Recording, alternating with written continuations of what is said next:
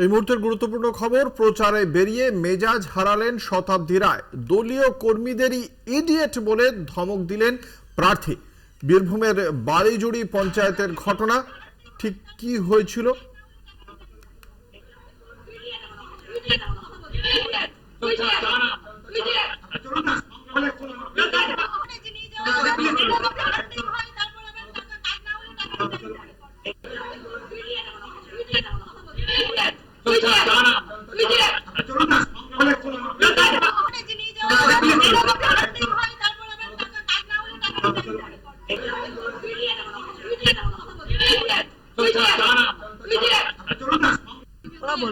উনি বলছেন যে যে ট্যাঙ্কের টাকা দিচ্ছিল রাতের অন্ধকারে টাকা ফেরত নিয়ে গেছে।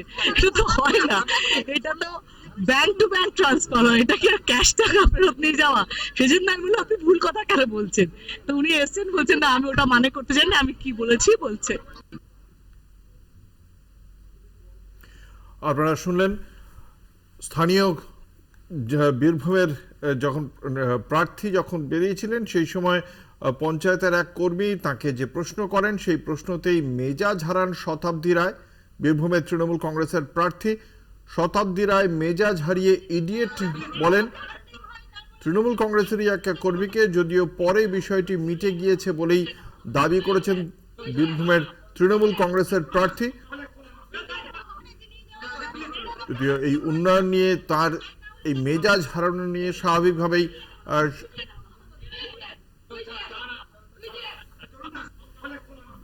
তৃণমূল কংগ্রেসের এক কর্মীকেই তিনি যেভাবে ইডিয়েট বলে ধমক দিয়েছেন তা নিয়ে সাময়িকভাবে চর্চা শুরু হয়েছে।